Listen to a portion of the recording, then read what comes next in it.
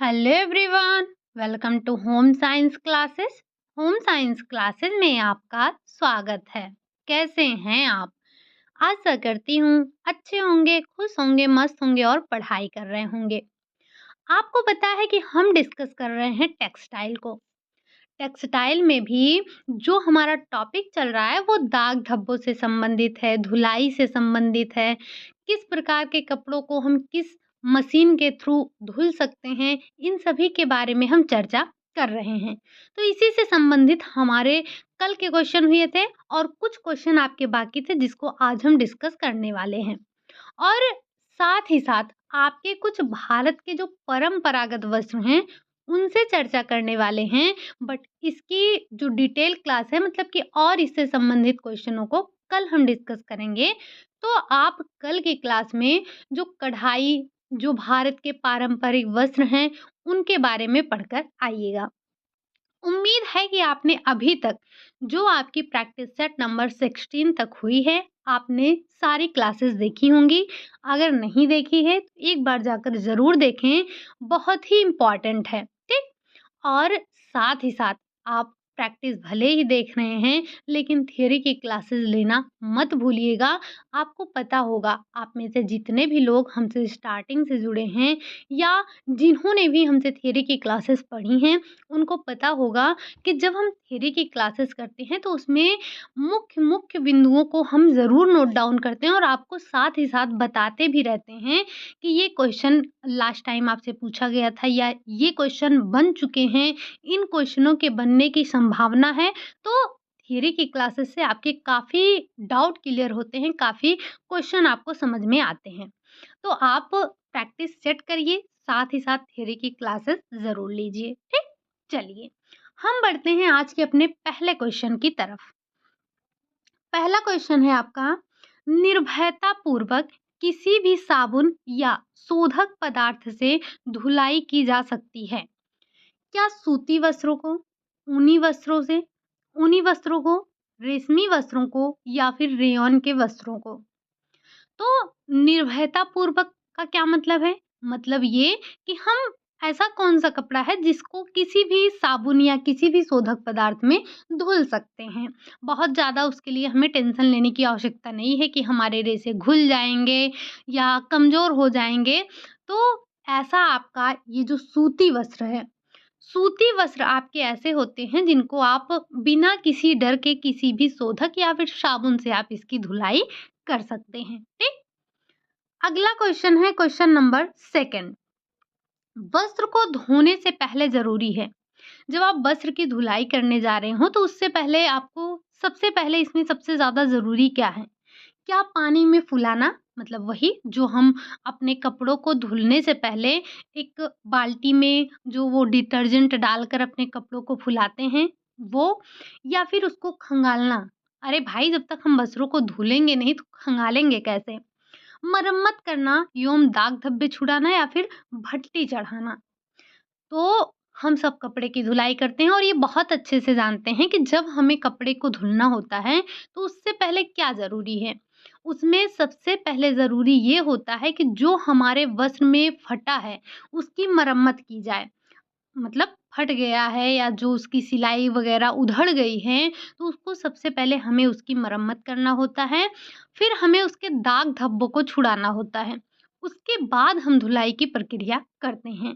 तो वस्त्रों को धोने से पहले क्या ज़रूरी है? ज़रूरी है कि वस्त्रों की मरम्मत की जाए। अदरवाइज़ आप फटे, मान लीजिए आपका कोई कपड़ा है, वो फट गया है, आप उसकी धुलाई करेंगे तो वो तो और फट जाएगा ना। और दाग धब्बे हैं, अगर आपने पहले उसकी धुलाई कर दी और फिर बाद में दाग दाग धब्बे छुड़ाएँगे, क्या वो दाग धब्बे हट जाएँगे आसानी से? या दाग धब्बे निकलेंगे? नहीं। तो हमें सबसे पहले ध्यान ये रखना होता है कि जब हम अपने वस्त्रों को धोने जाएँ, तो सबसे पहले उसकी मरम्मत करें। हम दाग धब्बों को छुड़ाएँ और ये भी ध्यान रखिएगा, आपसे पूछा जाता है, वस्त्र धोने की प्रक्रिया को क्रम से लगाइए। तो जैसे यही आपका चारों दे दिया गया, तो आपको इसी में 2-4 ऑप्शन और दे देता है। तो ध्यान रखेंगे, सबसे पहले हम अपने वस्त्रों की मरम्मत करते हैं, उनके दाग धब्बों को छुड़ाते हैं, वस्त्रों की छँटाई करते हैं, छटाई का मतलब यहाँ पर ये नहीं होता है वो जो आप कुटाई करते हैं।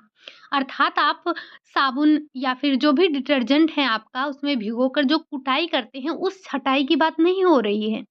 यहाँ पर छँटाई का मतलब ये है कि आप वस्त्रों को उनके उनके किस्मों के आधार पर छाँटिए। मतलब ऊनी वस्त्र अलग कर दीजिए, रेशमी वस्त्र अलग कर दीजिए, साथ ही साथ कलर के आधार पर उनकी छँटाई कर दीजिए, तो ये छँटाई का मतलब होता है। फिर आप छँटाई करेंगे, फिर वस्त्रों को फुलाएँगे, फुलाने के बाद उसको खंगालेंगे, खंगालने के बाद उसको सुखाएँगे। तो ये प्रक्रिया होती है, बस आपको ध्यान ये देना है कि आपको उस प्रोसेस में दिया क्या-क्या ऑप्शन है, ठीक? चलिए, बढ़ते हैं अगले क्वेश्चन नंबर 3 पर। वनस्पति स्रोत से प्राप्त रेशा है। क्या रेशम है, नायलॉन है, रेयॉन है या फिर लिनन है? तो हम सब जानते हैं कि वानस्पतिक जगत से प्राप्त हमारा एक ही रेशा है जिसका नाम है लिनन। लिनन मिस्र की भूमि को क्या कहते हैं? लिनन की भूमि किसको कहते हैं? तो मिस्र को कहते हैं। और ये आपका एक एक राजसी वस्त्र होता है। ये आपका एक वैभव का प्रतीक कह सकते हैं, शांति का प्रतीक है, विनम्रता का प्रतीक होता है, ठीक? ये लिनन जो होता है आपका, ये ठंडक प्रदान करता है और आपको पता है कि मम्मी लपेटने का कॉन्सेप्ट आपको कहाँ से मिलता है? मिस्र से मिलता है, ठीक? रेयॉन ये आपके जो मानव निर्मित प्रथम सेलुलोजिक रेशा था वो रेयॉन था। नायलॉन कृत्रिम रेशा है, जबकि हम रेशम की बात करें तो रेशम आपका ये चीन रेशम का जन्मदाता है और चीन की जो देवी हैं वो सी रेशम की देवी जो हैं वो सी लिंग ची हैं, ठीक? साथ ही साथ आप रेशम में पाए जाने वाले गोंद और उसमें जो आपका प्रोटीन पाया जाता है एक बार ज़रूर बताइएगा। हम बढ़ते हैं अपने अगले क्वेश्चन नंबर 4 पर। कह रहा है चादर को इस्त्री करने के बाद मोड़ना चाहिए। लंबाई में 1 बार, चौड़ाई में 2 बार या फिर चौड़ाई में 2 बार और लंबाई में 2 बार, चौड़ाई में 3 बार या फिर लंबाई में 2 बार और चौड़ाई में 1 बार या उपरोक्त में से कोई नहीं। तो ये आपकी बुक का क्वेश्चन है, आपको ध्यान रख लेना है, याद कर लेना है कि जब आप चादर को इस्त्री कर रहे हो तो करने के बाद उसे लंबाई में 2 बार मोड़ना है और चौड़ाई में उसे 3 बार मोड़ना है, ठीक? चलिए, अगला क्वेश्चन है क्वेश्चन नंबर 5। साड़ी पर इस्त्री करते समय आप जब आप साड़ी को इस्त्री कर रहे हो, तो सबसे पहले आपको क्या करना है? क्या पहले पल्लू पर इस्त्री करना है? या पहले आप बॉर्डर पर इस्त्री करेंगे या पहले आप किनारों पर इस्त्री करेंगे या फिर सभी पर आप इस्त्री करेंगे? तो ध्यान रखेंगे कि जब भी हम अपनी साड़ी को इस्त्री कर रहे हों तो हमें अपने बॉर्डर पर पहले इस्त्री करना चाहिए, ठीक? कहाँ पहले आप इस्त्री करेंगे? तो जो हमारे बॉर्डर हैं हम सबसे पहले उन पर इस्त्री करेंगे। अगला क्वेश्चन है क्वेश्चन नंबर 6। गर्म जल में भिगोने से ऊनी वस्त्र क्या होते हैं? क्या संकुचित हो जाते हैं या वो फैल जाते हैं या पहले संकुचित फिर फैल जाते हैं या उपरोक्त सभी? तो कल भी हमने इस चीज को देखा था कि जब आप ऊनी कपड़ों को जल में भिगोएंगे तो उसका आकार बिगड़ जाएगा, उसका जो वो क्या हो जाएगा, वो प्रसारित हो जाएगा, ठीक? कल भी हमने आपको बताया था कि हमें ऊनी कपड़ों को गर्म जल में नहीं धोना है। और कभी आपसे ये पूछा जाए कि अगर मान लीजिए ऊनी कपड़ा है, ऊनी कपड़े को धोने के बाद वो क्या हो गया है, फैल गया है या उसका साइज़ गड़बड़ हो गया है, तो इसके कारण क्या हो सकते हैं? तो ध्यान रखेंगे उसमें ऑप्शन आपको ज़रूर मिलेगा कि गर्म पानी का उपयोग किया गया है, ठीक? तो ध्यान रखिएगा। अगला क्वेश्चन है क्वेश्चन नंबर 7। अत्यंत सतर्कता पूर्वक धुलाई की जानी चाहिए। अच्छा, एक आपने स्टार्टिंग में एक क्वेश्चन देखा था, उसमें था कि हम निर्भयता पूर्वक धुलाई कर सकते हैं। उसका अपोजिट यहाँ पर है कि हमें बहुत ही सतर्कता के साथ धुलाई करना है किस वस्त्र की? ऊनी वस्त्र की, रेशमी वस्त्र की, रेयॉन की या फिर इन सभी की? तो जब हम बात करते हैं सतर्कता की आवश्यकता होती है, तो हमें इन सब के लिए, चाहे वो आपका ऊनी वस्त्र हो, चाहे आपका रेशमी वस्त्र हो या फिर रेयॉन हो, इन सब के लिए हमें सतर्कता चाहिए होती है। और अभी-अभी आपने देखा था कि जब हम कॉटन की बात करते हैं, अर्थात जब हम सूती वस्त्रों की बात करते हैं, तो हमें सतर्कता बरतने की आवश्यकता नहीं होती है। हम आराम से किसी भी डिटर्जेंट से, किसी भी साबुन से, किसी भी शोधक पदार्थ से अपने कॉटन के वस्त्रों को धुल सकते हैं। ठीक? अगला क्वेश्चन है आपका क्वेश्चन नंबर 8। क्वेश्चन नंबर 8 आपसे क्या कह रहा है? पूछ रहा है, जो आपके महँगे और जो बहुमूल्य वस्त्र हैं, उनकी धुलाई आप कैसे करेंगे? गीली से, शुष्क विधि से, रगड़ एवं घर्षण से या फिर उपरोक्त सभी? तो आपने कल भी ये चीज़ देखा था, परसों भी एक चीज़ देखा था क्या, कि जो हमारे बहुमूल्य वस्त्र हैं, जो हमारे महँगे वस्त्र हैं, जिसमें अधिक गोटे वग़ैरह लगे होते हैं, उनकी धुलाई के लिए हमें ड्राई क्लीन की आवश्यकता होती है, अर्थात हम शुष्क धुलाई विधि का इस्तेमाल करते हैं, ठीक? जैसे आपके रेशम के कपड़े हो गए, ऊनी कपड़े हो गए, जिसमें बहुत ज़्यादा गोटे वग़ैरह लगे हैं, जो बहुमूल्य वस्त्र हैं, महँगे वस्त्र हैं, इन सब की धुलाई के लिए हम ड्राई क्लीन का इस्तेमाल करते हैं। और ड्राई क्लीन में भी कई शोधक पदार्थों का इस्तेमाल, कई ऐसे एजेंट होते हैं जिनका हम इस्तेमाल करते हैं। अगला क्वेश्चन है कि वस्त्र की छँटाई करनी चाहिए। अभी हमने स्टार्टिंग में बताया था कि जब हम वस्त्र की धुलाई कर रहे हों, तो सबसे पहले हमें अपने वस्त्रों की मरम्मत करनी है, देन दाग धब्बे छुड़ाने और हमें अपने वस्त्रों की छँटाई करनी है। तो उसी छँटाई की बात की जा रही है कि रंगों के आधार पर आप छँटाई करेंगे, कि उसकी रचना और चयन के आधार पर हम उसकी छँटाई करेंगे, या वस्त्र की किस्म के आधार पर हम छँटाई करेंगे। ये छँटाई करने के ये सारे आधार हो सकते हैं। तो ध्यान रखना है कि अभी आपने देखा कि हम अलग-अलग रंग के कपड़ों को अलग-अलग रखते हैं। वस्त्र की किस्म के आधार पर हम वस्त्र की छँटाई करते हैं कि ऊनी अलग है, रेयॉन अलग है ना?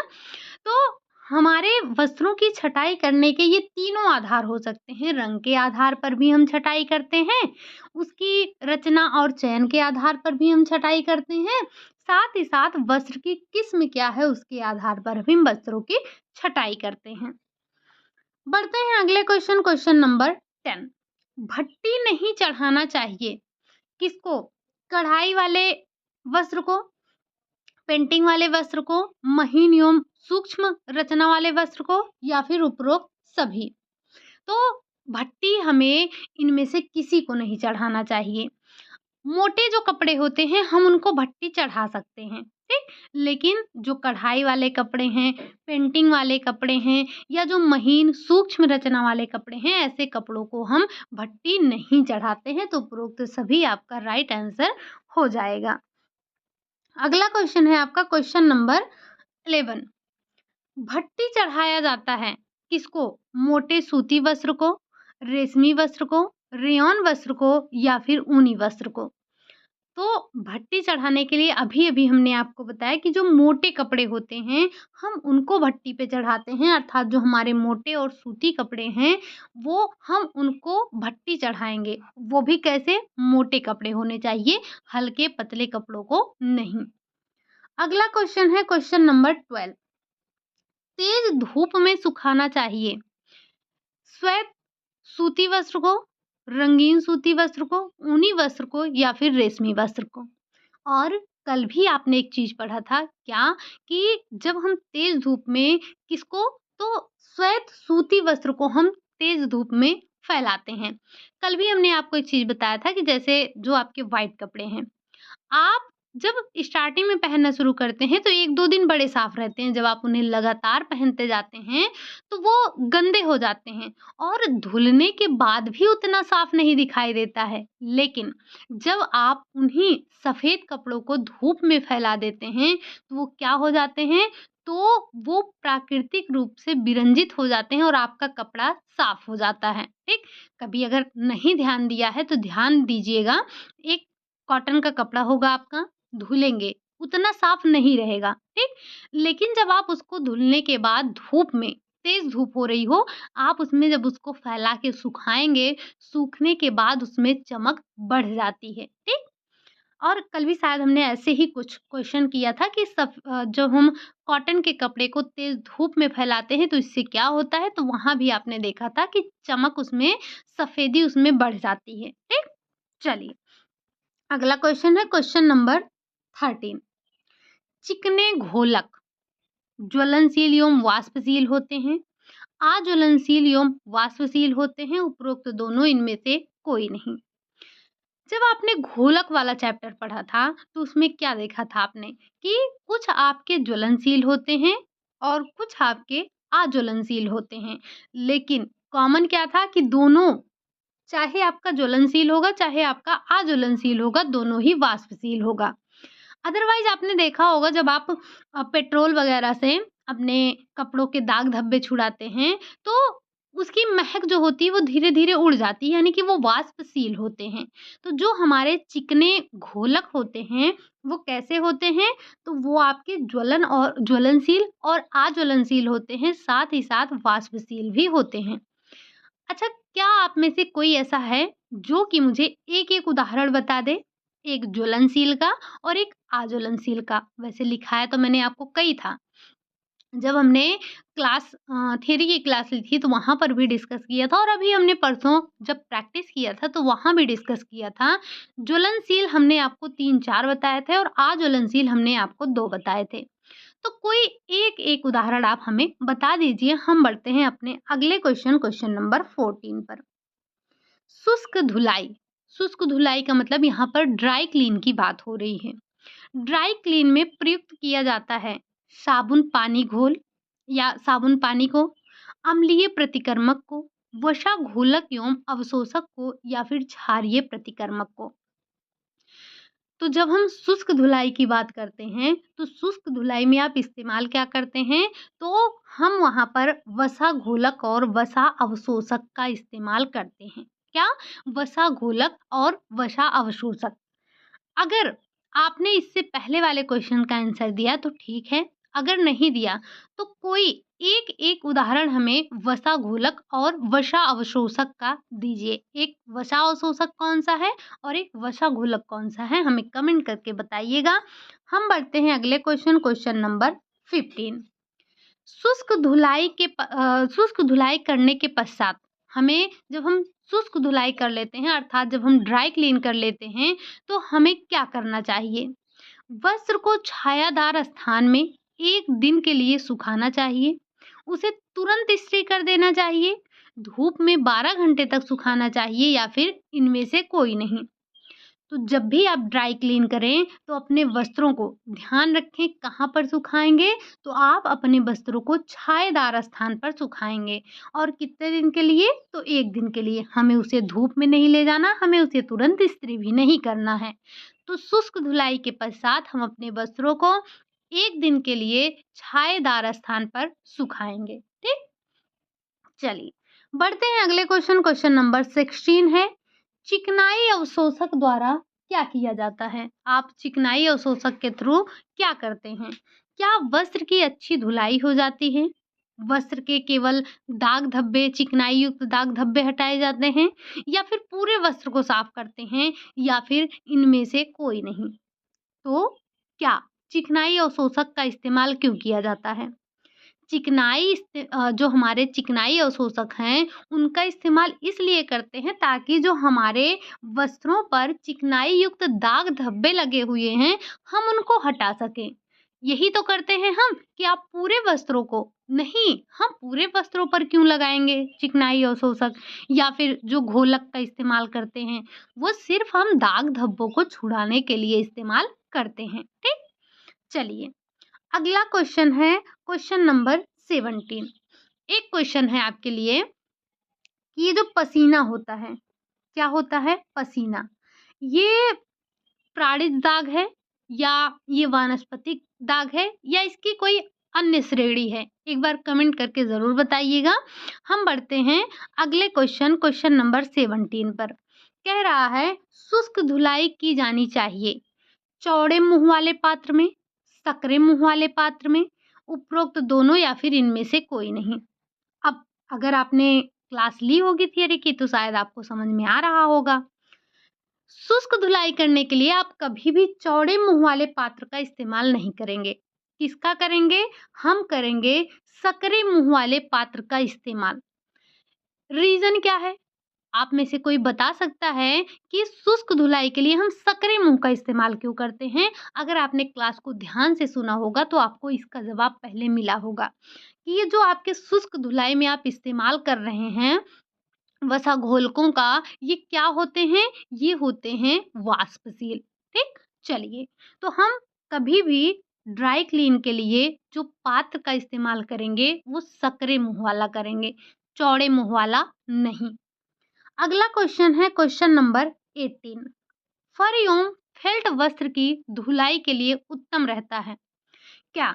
शुष्क धुलाई, गीली धुलाई, दोनों या फिर इनमें से कोई नहीं। तो जो भी हमारे फर वाले कपड़े हैं या जो हमारे फेल्ट वाले वस्त्र हैं अर्थात उन्हीं की ही बात की जा रही है, इनकी धुलाई सबसे बेस्ट कौन सी होती है? तो वो आपकी ड्राई क्लीन अच्छी होती है इनके लिए। अगला क्वेश्चन है क्वेश्चन नंबर 20। प्राणिज वर्ग के दाग धब्बे छूट जाते हैं।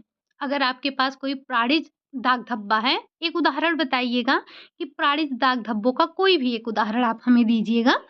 अगर हमें उसको छुड़ाना है तो क्या हम ठंडा पानी और साबुन से धोएंगे? गर्म पानी और साबुन से धोने पर, ठंडा पानी, नमक, साबुन से धोने पर या फिर सभी के द्वारा हम धुल सकते हैं? तो एक पॉइंट आप वैसे ही ध्यान रखिएगा, कभी भी हम प्राणिज दाग के लिए गर्म पानी का इस्तेमाल तो भूल कर भी नहीं करेंगे। क्यों? क्योंकि आपको पता है कि प्राणिज वर्ग के जो दाग हैं, अगर आप उनको, जैसे दूध का दाग है, अगर आप उस पे गर्म पानी इस्तेमाल करेंगे तो दाग नहीं जाएगा। तो ध्यान क्या रखना है कि जब भी हमें प्राणिज वर्ग के दाग को छुड़ाना हो तो हम हमेशा ठंडे पानी, नमक और साबुन को मिलाकर धोएंगे या साबुन से धोएंगे। ठीक? अगला क्वेश्चन है क्वेश्चन नंबर 20। और ये जो अभी-अभी आपने क्वेश्चन नंबर 19 वाला किया, ये बड़ा ही इम्पोर्टेंट है, पूछने का तरीका अलग-अलग है, कई बार पूछा जा चुका है। क्वेश्चन नंबर 20 है, प्रायः दाग धब्बे छुड़ाने के लिए अम्लीय प्रतिकर्मकों का प्रयोग किया जाता है। ये हानिकारक नहीं होते हैं। अर्थात अम्लीय प्रतिकर्मक का उपयोग हम किस पर करते हैं? ऊनी और रेशमी वस्त्र के लिए, सूती एवं लिनन वस्त्र के लिए, दोनों के लिए या फिर इनमें से कोई नहीं। तो जब हम बात करते हैं किसकी? जब हम बात करते हैं अम्लीय प्रतिकर्मक की, तो इसके लिए हम ऊनी और रेशमी वस्त्रों पर उपयोग करते हैं, ये हानिकारक नहीं होते हैं। अगला क्वेश्चन है क्वेश्चन नंबर 21। प्राणिज वर्ग के दाग हैं, मूत्र के दाग हैं, पसीने के दाग हैं, रक्त के दाग हैं या फिर उपरोक्त सभी? तो हम प्राणिज वर्ग में ये रक्त के दाग को रखते हैं। ठीक? अगला क्वेश्चन है क्वेश्चन नंबर 22। क्षारीय प्रतिकर्मक का बुरा असर पड़ता है ऊनी और रेशमी वस्त्रों पर, सूती वस्त्र पर, लिनन पर या फिर उपरोक्त में से कोई नहीं। अभी-अभी आपने देखा था कि अम्लीय प्रतिकर्मक किसके लिए अच्छा था? तो ऊनी और रेशमी वस्त्रों के लिए। जब ऊनी और रेशमी वस्त्रों के लिए अर्थात प्राणिज जगत के वस्त्रों के लिए जब अम्लीय प्रतिकर्मक अच्छा था तो क्षारीय प्रतिकर्मक इनके लिए खराब होगा। ठीक? इन पे बुरा असर डालेगा। तो अर्थात ऊनी और रेशमी वस्त्र आपका राइट आंसर हो जाएगा। इन पर अम्लीय प्रतिकर्मक का अच्छा प्रभाव पड़ता है। बढ़ते हैं अगले क्वेश्चन नंबर 23। हल्दी के दाग छुड़ाने के लिए, और ये हल्दी का दाग लगना बड़ा ही कॉमन है। हल्दी के दाग छुड़ाने के लिए वस्त्र को साबुन से धोने के पश्चात सूर्य के प्रकाश से विरंजित करना चाहिए। ग्लिसरीन के तनु घोल से छुड़ाना चाहिए। ठंडा पानी की धार बनाकर दाग को धोना चाहिए, उपरोक्त सभी। तो जब भी आपके कपड़ों पर हल्दी का दाग लगे, और हल्दी का दाग लगना बड़ा ही कॉमन होता है, तो जब भी इस पर हल्दी का दाग लगेगा तो आप इन सारी विधियों का इस्तेमाल करके अपने दाग को छुड़ा सकते हैं, अर्थात आप इसे ग्लिसरीन के तन घोल से दाग छुड़ा सकते हैं। साथ ही साथ वस्त्र को साबुन में धोने के बाद आप सूर्य के प्रकाश में उसको विरंजित करेंगे, अर्थात प्राकृतिक ब्लीच का इस्तेमाल आप करेंगे। और हमने आपको पहले ही बताया कि जब आप प्राकृतिक रूप से ब्लीच करते हैं तो दाग धब्बे जाते हैं, ठीक? और ठंडे पानी की धार बनाकर आपको दाग को धोना है। तो इस तरह से आपका जो हल्दी का दाग है वो छूट जाएगा, ठीक? चलिए, अगला क्वेश्चन है क्वेश्चन नंबर 24। वनस्पतिज दाग छुड़ाने के लिए आप क्षारीय प्रतिकर्मकों का उपयोग करना चाहिए, अम्लीय प्रतिकर्मकों का उपयोग करना चाहिए, क्षारीय एवं अम्लीय दोनों प्रतिकर्मकों का उपयोग करना चाहिए या फिर वसा घोलक और अवशोषक का प्रयोग करना चाहिए। तो जब हम बात करते हैं किसकी, जब हम बात करते हैं वानस्पतिक जगत की, तो वानस्पतिक जगत के लिए आपके जो क्षारीय प्रतिकर्मक होते हैं, उनका उपयोग करना चाहिए। अगर आपने ध्यान दिया हो, अगर आपने ध्यान दिया होगा तो आज के ही सीरीज में 3 क्वेश्चन आपके सेम सेम मिले हैं, लेकिन पूछने का लहज़ा आपका सबका अलग-अलग है। पूछे तीनों में एक ही क्वेश्चन गए हैं कि सिंपल सा, कि प्राणिज के लिए कौन-सा प्रतिकर्मक है और वनस्पति के लिए कौन-सा प्रतिकर्मक है, ठीक? तो आपको ध्यान रखना है, क्वेश्चन किसी भी फॉर्म में आपसे पूछा जा सकता है, बस आपको ध्यान क्या रखना है, कॉन्सेप्ट को अपने ध्यान रखना है, ठीक? अगला क्वेश्चन है क्वेश्चन नंबर 25। चिकनाई युक्त दाग धब्बे को छुड़ाया जाता है साबुन से, गर्म पानी एवं सोडा से, वसा घोलक और अवशोषक से, उपरोक्त सभी। क्वेश्चन आपका यही है, बस आपका ऑप्शन बदला है। ऐसे ही क्वेश्चन हमने थोड़ी देर पहले किए थे। तो जो चिकनाई युक्त आपके दाग धब्बे हैं, चिकनाई युक्त दाग धब्बों को छुड़ाने के लिए हम वसा घोलक और अवशोषक का इस्तेमाल करते हैं। हमने आपसे पहले ही पूछा था कि एक कोई वसा घोलक और कोई एक वसा अवशोषक आप हमें बता दीजिए। उम्मीद कर रहे हैं कि आपने ज़रूर टाइप कर दिया होगा अभी तक। अगर नहीं किया है तो थोड़ी-सी शर्म कर लो और कमेंट बॉक्स में छाप दो, एक वसा घोलक और एक वसा अवशोषक, ठीक? हम बढ़ते हैं अगले क्वेश्चन, क्वेश्चन नंबर 26। नीली स्याही, हम सब क्या करते हैं, नीली स्याही का इस्तेमाल करते हैं। जब हम पढ़ते थे तो पहले क्या होता था कि हम लोग उससे लिखते थे। अरे जिसमें इंक डालते थे, क्या बोलते थे उसको? नाम नहीं याद आ रहा है, क्या बोलते थे? तो उससे बहुत ज़्यादा हमारे कपड़ों पर इंक लग जाता था। तो जब हमें नीली स्याही के दाग धब्बों को छुड़ाना है तो क्या करेंगे? वस्त्र को साबुन पानी में धोएँगे, साबुन पानी से धोएँगे, दाग पर नमक नींबू रगड़ेंगे या फिर दाग को कच्चे दूध से धोएँगे या फिर उपरोक्त सभी। तो ध्यान रखिएगा, इन सारे विधियों का इस्तेमाल कर सकते हैं। लेकिन एक बहुत ही अच्छा तरीका है आपके पास, अगर कभी भी मान लीजिए आपके पास व्हाइट शर्ट है या कुछ भी है और आपने क्या किया है, आपने उस पर पेन चला दिया है, मतलब कोई भी रंग का आपका कपड़ा है, आपने उस पे पेन चला दिया है, तो आप आसानी से अपने दाग को थिनर के थ्रू हटा सकते हैं। अरे वही जो आपका नेल पेंट रिमूव करने के लिए आप इस्तेमाल करते हैं जिस थिनर का, उसी से आप छुड़ा सकते हैं। बाकी आप इसको ध्यान रखिएगा कि वस्त्र को साबुन से भी धोकर छुड़ा सकते हैं, दाग को कच्चे दूध से भी धोया जाता है, दाग पर आप नमक नींबू रगड़ कर भी उसको छुड़ा सकते हैं। तो ये सारे मेथड्स आप उपयोग कर सकते हैं, ठीक? बढ़ते हैं अगले क्वेश्चन, क्वेश्चन नंबर 27। ये लीजिए, पसीने के दाग आते हैं। क्वेश्चन हमने आपसे पहले ही पूछा था। क्या ये प्राणिज दाग में आते हैं, वनस्पति दाग में आते हैं, उपरोक्त दोनों में या फिर कोई नहीं?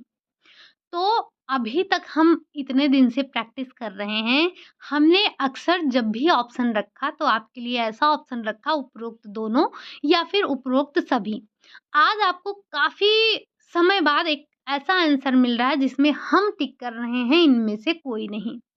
तो ये जो आपके पसीने का दाग होता है, ये हम इसको ना तो प्राणिज वर्ग में रखते हैं और ना ही हम इसे वनस्पति वर्ग में रखते हैं। ये हमारा एक अलग ही होता है, क्योंकि जो पसीना होता है, ये कुछ लोगों का पसीना अम्लीय होता है, कुछ लोगों का पसीना क्षारीय भी होता है। हम इसे वनस्पति या प्राणिज जगत के दाग में नहीं रखते हैं, ठीक? तो ध्यान रखेंगे, ये आपका पसीने की अलग ही कैटेगरी होती है। अगला क्वेश्चन है क्वेश्चन नंबर 28। पेंट या फिर वार्निश। पेंट और वार्निश का नाम आपने सुना होगा। तो पेंट एवं वार्निश के दाग को हटाने के लिए आप किसका इस्तेमाल करते हैं? वसा घोलक से छुड़ाने पर ये छूट जाते हैं, ये साबुन पानी से छुड़ाने पर छूट जाते हैं, साबुन पानी नमक से रगड़ कर छुड़ाने पर छूटते हैं, या फिर उपरोक्त सभी। तो जब भी हम पेंट, वार्निश इनके दाग को छुड़ाने की कोशिश करें तो हमें वसा घोलक का इस्तेमाल करना होगा। या आप लोगों ने आम तौर पर देखा ही होगा, अगर आपके घरों पर पेंट किया जाता है तो जो पेंटर होता है, या कभी अगर आप खुद भी पेंट करते हैं तो आपके पास तारपीन का तेल होता है और उसी में डालकर आप अपने पेंट के दाग को छुड़ा लेते हैं। हमारे हाथों पर भी लगा होता है तो हम उससे भी छुड़ा लेते हैं, छूट जाता है। और जो कपड़ों का दाग है, या जो दाग लग जाता है पेंट का, तो हम उसी के थ्रू जो हमारा तारपीन का तेल होता है उसी से छुड़ाते हैं। और आप ये बहुत अच्छे से जानते हैं कि तारपीन का तेल जो होता है वो आपके वसा घोलक होते हैं। अब आप हमें ये बताइए, हमने आपको ये तो बता दिया कि तारपीन का तेल जो है वो वसा घोलक है। क्या ये ज्वलनशील है या फिर ये अज्वलनशील है? एक बार कमेंट बॉक्स में ज़रूर छापिएगा। हम बढ़ते हैं अगले क्वेश्चन, क्वेश्चन नंबर 29। जल की अस्थाई जल की अस्थायी कठोरता को दूर किया जाता है। देखिए, जल की जो आपकी अस्थायी कठोरता है, उसको दूर करना बहुत ही कठिन काम होता है। लेकिन जब हम बात करते हैं जल की अस्थायी कठोरता की, तो इसको दूर करने की कई विधियाँ हैं और हम आसानी से इसको दूर कर सकते हैं। तो जब हम बात करते हैं अस्थायी कठोरता को दूर करने की, तो हम उबाल कर भी इसे दूर कर सकते हैं। और आपको पता होगा कि ये घरेलू मेथड है, सबसे उपयोगी होता है। क्लार्क विधि से भी हम हटा सकते हैं, और कास्टिक सोडा मिलाकर अर्थात चूने का पानी मिलाकर हम इसको, इसकी अस्थायी कठोरता को हटा सकते हैं। मतलब कि उपरोक्त सभी आपका यहाँ पर राइट आंसर हो जाएगा। बढ़ते हैं अगले क्वेश्चन, क्वेश्चन नंबर 30। परम्यूटेड कहते हैं किसको? ये आपके ये जो आप जल का टॉपिक पढ़ते हैं वहाँ से लिया गया है ये क्वेश्चन आपका। जल की अस्थायी कठोरता, अस्थायी कठोरता, और इससे संबंधित कल भी हमने आपको कुछ क्वेश्चन करवाए थे। तो आप ध्यान रखेंगे जल की अस्थायी कठोरता क्यों है, अस्थायी कठोरता क्यों है, मृदु जल क्या है, और आपका ये कठोर जल क्या है, साथ ही साथ विधियाँ इनको दूर करने की कौन-कौन सी हैं, थोड़ा अच्छे से पढ़ लीजिएगा, ठीक? हमने अपनी क्लास में डिस्कस कर रखा है। तो जो परम्यूटेड कहते हैं, क्या सोडियम और एल्युमिनियम के मिश्रित सिलिकेट को कहते हैं? या हम कैल्शियम तथा सोडियम के मिश्रित सिलिकेट को कहते हैं? या फिर सोडियम और बेरियम के मिश्रित सिलिकेट को कहते हैं? या फिर इनमें से कोई नहीं? तो परम्यूटेड क्या है? परम्यूटेड जो सोडियम और एल्युमिनियम के मिश्रित सिलिकेट हैं उन्हीं को हम परम्यूटेड कहते हैं। अगला क्वेश्चन है क्वेश्चन नंबर 31। घरेलू स्तर पर जल को मृदु बनाने के लिए आप किसका इस्तेमाल करते हैं? अगर आपको अपने जल को घरेलू स्तर पर मृदु बनाना है तो उसके लिए आप क्या-क्या इस्तेमाल कर सकते हैं? क्या सोडा ऐश का उपयोग कर सकते हैं? या फिर आप अमोनिया का घोल इस्तेमाल कर सकते हैं? या आप कास्टिक सोडा का उपयोग करेंगे, या फिर उपरोक्त सभी?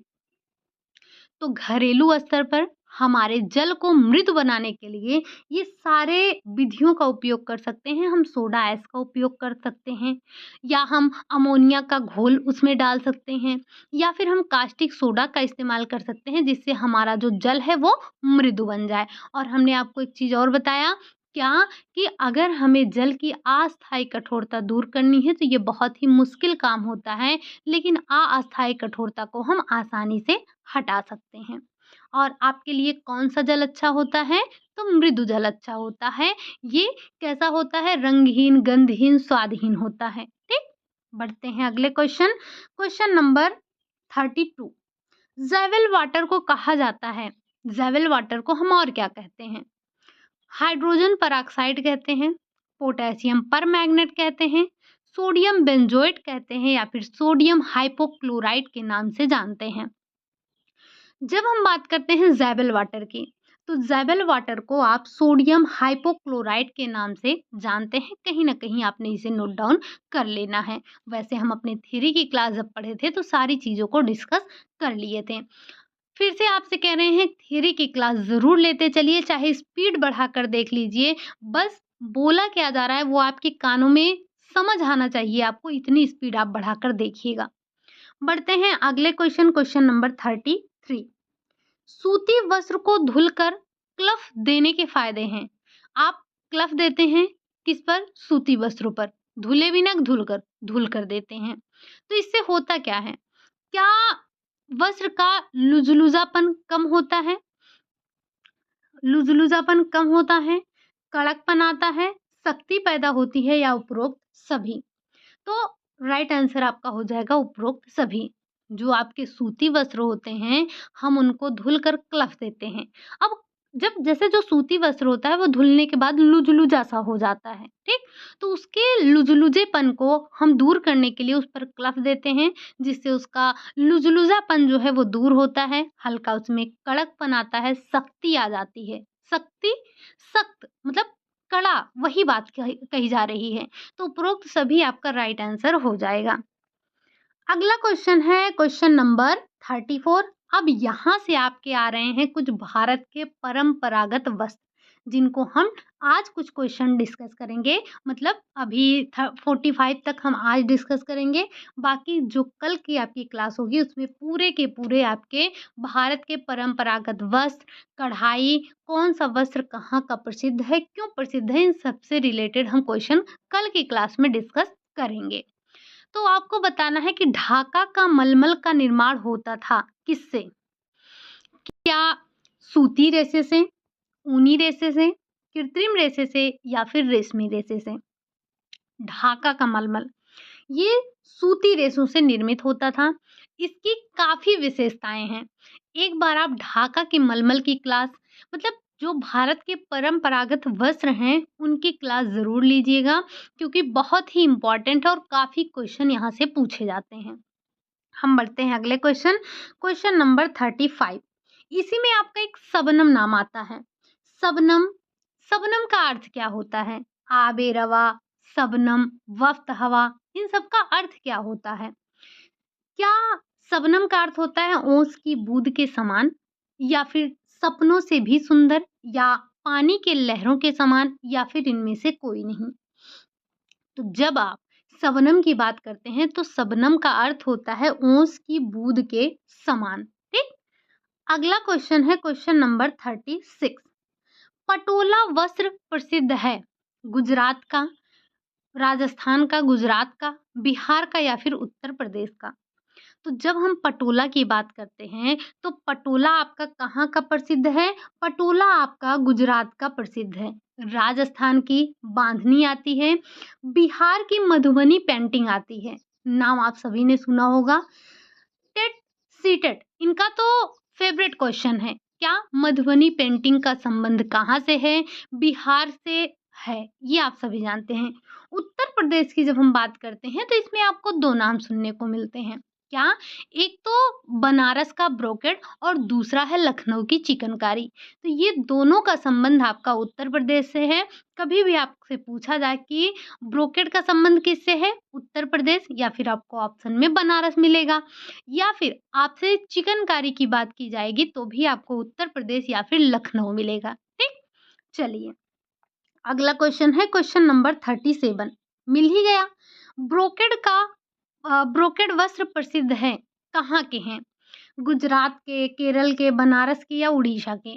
तो देखिए हमने कहा था ना कि या तो आपको उत्तर प्रदेश मिलेगा या फिर आपको बनारस मिलेगा, और ये हम बहुत अच्छे से जानते हैं कि बनारस हमारा उत्तर प्रदेश में ही आता है। तो ब्रोकेड कहाँ के प्रसिद्ध हैं? बनारस के प्रसिद्ध हैं। बढ़ते हैं अगले क्वेश्चन नंबर 38। बड़े बड़े फूल पत्तियों वाले नमूने से बने ढाका की साड़ियाँ कहलाती हैं। जैसे जो ढाका की साड़ियाँ हैं उसमें अलग अलग प्रकार के नमूने बनाए जाते हैं। तो नमूनों के आधार पर हम उनको अलग अलग नाम से जानते हैं। जैसे जब बड़े बड़े फूल पत्तियों वाले नमूने बन रहे हैं तो हम उन्हें क्या कहेंगे?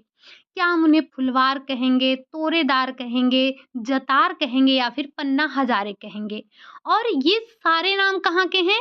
तो ये तीनों चारों नाम, चाहे फुलवार की बात की जाए, चाहे तोरेदार की बात की जाए, जतार की बात की जाए या फिर पन्ना हजारे की बात की जाए, ये सारे के सारे आपके ढाका की ही साड़ियाँ हैं। और ढाका की साड़ियों में जो अलग-अलग डिज़ाइन बनाए जाते हैं, अलग-अलग नमूने बनाए जाते हैं, उन्हीं उन्हीं नमूनों के आधार पर इनका नाम रखा जाता है। तो जब हम बड़े-बड़े फूल पत्तियों की बात करते हैं, तो उनको हम तोरेदार के नाम से जानते हैं, ठीक? क्या जानते हैं? तोरेदार के नाम से जानते हैं। बाकी फुलवार, जतार, पन्ना हजारे, इन सब से संबंधित कल भी आपको प्रश्न मिलेंगे, बट आप एक बार थियरी की क्लास ज़रूर लीजिएगा। बढ़ते हैं अगले क्वेश्चन, क्वेश्चन नंबर 39। पन्ना हजारे साड़ियाँ प्रसिद्ध हैं, कहाँ की? गुजरात की, राजस्थान की, बनारस की या फिर ढाका की? तो अभी-अभी आपने पढ़ा क्या? कि चाहे पन्ना हजारे हो, फुलवार हो, तोरेदार हो, ये सारे के सारे कहाँ की साड़ियाँ हैं? तो ये सभी आपकी कहाँ की साड़ियाँ हैं? ढाका की हैं, ठीक? बाकी गुजरात का पटोला देखा आपने, राजस्थान की बंधनी देखी आपने, बनारस का ब्रोकेड देखा आपने। हम बढ़ते हैं अगले क्वेश्चन, क्वेश्चन नंबर 40। बालूचर, नाम आप सभी ने सुना है। बालूचर साड़ियाँ निर्मित होती हैं कहाँ पर? क्या कोलकाता में निर्मित होती हैं, अहमदाबाद में निर्मित होती हैं, बालूचर में निर्मित होती हैं या फिर महाराष्ट्र में निर्मित होती हैं? बालूचर साड़ियाँ, ये नाम तो आपको मिल ही गया है क्या? बालूचर साड़ियाँ बालूचर में निर्मित होती हैं। क्या आप हमें बताएँगे कि ये बालूचर है कहाँ? मतलब बालूचर किस राज्य में पड़ता है? एक बार कमेंट बॉक्स में ज़रूर बताइएगा। हम बढ़ते हैं अपने अगले क्वेश्चन, क्वेश्चन नंबर 41। वस्त्र निर्माण कला को सर्वाधिक प्रोत्साहन मिला कब? मुगल काल में, अंग्रेजी काल में, दोनों में या फिर इनमें से कोई नहीं? वस्त्र निर्माण कला को जो प्रोत्साहन मिला था, वो मिला था मुगल काल में। क्या आप हमें ये बता सकते हैं कि कहाँ के वस्त्रों पर आपको मुगल काल का प्रभाव देखने को मिलता है? आपने अगर भारत के परंपरागत वस्त्रों को देखा होगा, कढ़ाइयों की चर्चा की होगी, तो आपको ज़रूर मिला होगा मुगल काल का प्रभाव आपको कहाँ पर देखने को मिलता है। जैसे आपने देखा होगा कि हुक्का पीता सामंत आपको दिखा था और या फिर ये आपकी कौन-सी फूल तोड़ती बेगम आपको दिखी थी। हमने पूरी की पूरी साड़ियों पर ऐसी कढ़ाई करवाई थी ना। तो अगर आपको याद है कि कहाँ के वस्त्रों पर ये मुगल काल का प्रभाव आपको देखने को मिलता है, तो एक बार कमेंट बॉक्स में ज़रूर बताइएगा। बाकी इस बात को ध्यान रखिएगा कि वस्त्र निर्माण कला को जो सबसे ज़्यादा प्रोत्साहन मिला था, वो मुगल काल में आपको मिला था। बढ़ते हैं अगले क्वेश्चन, क्वेश्चन नंबर 42। आब-ए-रवा, आपने एक नाम सुना था शबनम। अभी आपको बताना है आब-ए-रवा, ऐसे ही एक नाम आपको मिलता है वफ़्त हवा। तो आप बताइए कि आब-ए-रवा का अर्थ क्या है? क्या सपनों से कम, किम-ख्वाब, ओस की बूँद, बहता पानी या फिर उपरोक्त इनमें से कोई नहीं? सपनों से कम, कीम ख्वाब को हम कहते हैं, ठीक? लेकिन जब हम बात करते हैं किसकी आब-ए-रवा की, तो इसका अर्थ होता है बहता पानी, बाकी ओस की बूँद के समान अभी-अभी आपने देखा था। हम बढ़ते हैं अगले क्वेश्चन, क्वेश्चन नंबर 43। ये थोड़ा-सा नया है, इसको हमने अपनी थियरी की क्लास में डिस्कस नहीं किया है, तो थोड़ा-सा आप इस नाम को ध्यान रखेंगे, संदालिन। संदालिन वस्त्र कहाँ का प्रसिद्ध है? राजस्थान का, मध्य प्रदेश का, महाराष्ट्र का, सिंध का। तो संदालिन जो है आपका ये सिंध का प्रसिद्ध वस्त्र है। बाकी राजस्थान, मध्य प्रदेश, महाराष्ट्र आपने देखा है, महाराष्ट्र का ऐसा कुछ आपने देखा नहीं। बट थोड़ा-सा ध्यान रखिएगा अगर आपसे कभी वर्ली आर्ट के बारे में पूछा जाए, तो वो कहाँ का है? तो वो आपका मध्य प्रदेश से संबंधित है, ठीक? सॉरी महाराष्ट्र से संबंधित है, आपको मेल करने के लिए आता है, मेल का मतलब वो जीमेल वाली बात नहीं, मिलान करने के लिए आता है, एक तरफ देगा वर्ली आर्ट और दूसरी तरफ आपका महाराष्ट्र होगा तो आपको उसे मिलाना होता है, ठीक? अगला क्वेश्चन है क्वेश्चन नंबर 44। बांधनी साड़ियाँ प्रसिद्ध हैं, गुजरात, राजस्थान, उत्तर प्रदेश, मध्य प्रदेश। क्या हमें बताने की आवश्यकता है कि बांधनी कहाँ की प्रसिद्ध है?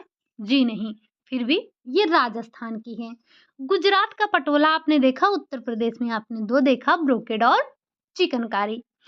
क्या आप हमें बताएँगे कि मध्य प्रदेश की कोई ऐसी साड़ी है या कोई ऐसा वस्त्र है जिसके बारे में हमने चर्चा किया हो? अगर याद आ रहा हो तो ज़रूर बताइएगा। क्या हमने मध्य प्रदेश में कोई मतलब मध्य प्रदेश ऐसा कुछ पढ़ा नहीं था, बट मध्य प्रदेश के ही एक ज़िले में हमने पढ़ा था। वो क्या है एक बार आप कमेंट बॉक्स में बताएँगे। हम बढ़ते हैं अपने आज के लास्ट क्वेश्चन, क्वेश्चन नंबर 45। प्रारंभ में ब्रोकेड वस्त्र को कहा जाता था, क्या कहते थे? आब-ए-रवा कहते थे, शबनम कहते थे, कीम ख्वाब कहते थे या फिर उपरोक्त सभी। जब हम प्रारंभ में ब्रोकेड की बात करें, तो प्रारंभ में ब्रोकेड को हम कीम ख्वाब कहते थे और कीम ख्वाब का अर्थ क्या होता है? क्या होता है? अभी-अभी हमने पहले बताया था। क्या? सपनों से कम नहीं मतलब इतना अच्छा वस्त्र बनता था कि हमने इसको क्या नाम दे दिया था? कीम ख्वाब। ठीक? तो ये थे आज के आपके 45 क्वेश्चन। अभी आपके वस्त्र जो हैं अर्थात जो भारत के परंपरागत वस्त्र हैं, उनकी चर्चा करना अभी बाकी है। जैसे कुछ ही हमने देखा कि गुजरात का क्या है, आपका बिहार का क्या है, पंजाब का क्या है, पंजाब की चर्चा तो आज हुई नहीं, कोई बात नहीं। आपने देखा कि उत्तर प्रदेश का क्या है, लेकिन हमें ये भी तो समझना है कि कौन-कौन से कढ़ाइयाँ की जा रही हैं, कौन-कौन से टाके लगाए जा रहे हैं, किन टाकों का इस्तेमाल किया जा रहा है और भी किन-किन राज्यों में कौन-कौन से वस्त्रों को पहना जा रहा है, ये सब हमें जानना ज़रूरी है। तो इसकी जो आगे की क्वेश्चन है, इससे जो संबंधित प्रश्न हैं आपके, वो कल देखने को मिलेंगे। तो उम्मीद है कि कल आप ये भारत के परंपरागत वस्त्र, कढ़ाइयाँ इन सब से संबंधित प्रश्नों को या इनसे जो इनकी जो थ्योरी की क्लास है वो आप कल देख कर आएँगे। हम कल उससे रिलेटेड सारे प्रश्नों को करने वाले हैं, ठीक? तो अब धीरे-धीरे हम क्या कर रहे हैं धीरे-धीरे अपने टेक्सटाइल की समाप्ति की ओर हैं, बट ध्यान रखिएगा अभी भी आपकी कम से कम 1 हफ्ते क्लास चलने वाली है क्योंकि इसमें अभी बहुत कुछ बाकी है। जैसे हम जब भारत के परंपरागत वस्त्र पढ़ लेंगे, तो भारत के साथ-साथ हमें कुछ और जगहों के भी वस्त्रों को देखना है, हम उसको भी देखेंगे, साथ ही साथ हमारे अभी वस्त्रों में जैसे स्लीव्स हो गए, हमारे कॉलर हो गए, इन सब से संबंधित काफ़ी प्रश्न हैं, पॉकेट हैं और साथ ही साथ आपके कुछ कई पॉइंट बच रहे हैं और इसी में आपका सिलाई मशीन से संबंधित भी कुछ प्रश्नों को करना है। उसके बाद जो एनसीईआरटी बेस्ड जो आपका बुक है, उसमें से भी कुछ क्वेश्चनों को अभी करवाना बाकी रह गया है। तो अभी कम से कम 1 हफ्ते आपकी ये क्लास चलने वाली है। तो उम्मीद है कि कल आप चीज़ों को पढ़ कर आएँगे और आज का सेशन आपको कैसा लगा? जो क्वेश्चन आपसे पूछे गए हैं उसका जवाब ज़रूर दीजिएगा।